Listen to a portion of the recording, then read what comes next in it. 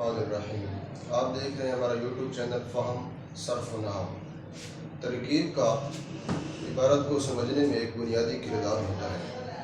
जिसको तरकीब समझ नहीं आती, तरकीब का पता नहीं चलता, तो वो इबारत को समझने से भी वो बंदा कासिर होता है। इबारत को समझने के लिए तरकीब का आना लाजमी होता है, क्योंकि जब आप कोई भी अरबी की इबारत पढ़ते हैं, जब कुरान मजीद की आयत पढ़ते हैं या कोई हदीस पढ़ते हैं, फिर सबसे पहले आपको तो पता होना चाहिए कि यहाँ पर हम ज़बर क्यों पढ़ रहे हैं, ज़ेर क्यों पढ़ रहे हैं, पेश क्यों पढ़ रहे हैं, ज़बर ज़ेर आने की वजह, पेश आने की वजह, तो फिर उसके मुताबिक आप माना करोगे। जब आपको ये पता नहीं है, आप इबारत पढ़ नहीं सकते और आपको पता ही नहीं है कि यहाँ पर ज़बर ज़ेर पेश क्यों आ गई है, तो फिर आप उसके मतलूब तक भी पहुँचने से कासिर हो जाओगे। इसलिए अरबी इबारत को समझने में तरकीब का एक बुनियादी किरदार होता है। हाँ, अगर किसी को तरकीब नहीं आती तो फिर इबारत में बिगाड़ पैदा होता है।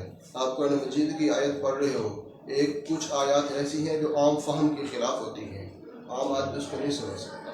और इबारात हैं, आप इबारात में आपको अगर तरकीब नहीं आती तो फिर इबारात के मानी में भी बिगाड़ पैदा हो जाता है। मसलन हमारे पास एक इबारत है जो आम ज़ाराबा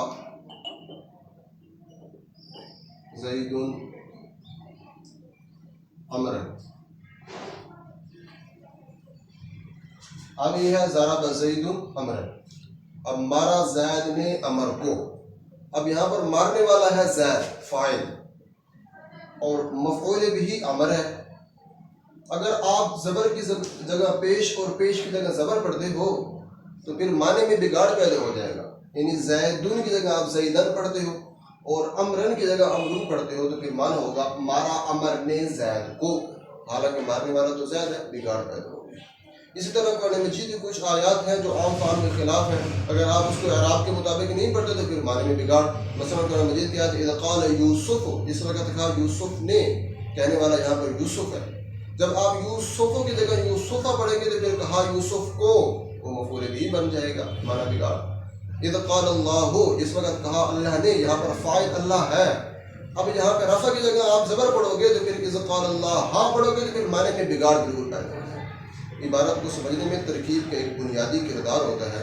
तो अब वो तलबा के जो तरकीब को बिल्कुल भूल चुके हैं, तरकीब के क़वानीन वगैरह, इबारत पढ़ने में वो उनको दिक्कत पेश हो रही है और जैसे ही इबारत पढ़ते हैं तो फिर वो परेशान हो जाते हैं, क्योंकि अगर उनको तरकीब नहीं है तो फिर इबारत के मकसद को भी वो नहीं पहुँच सकते।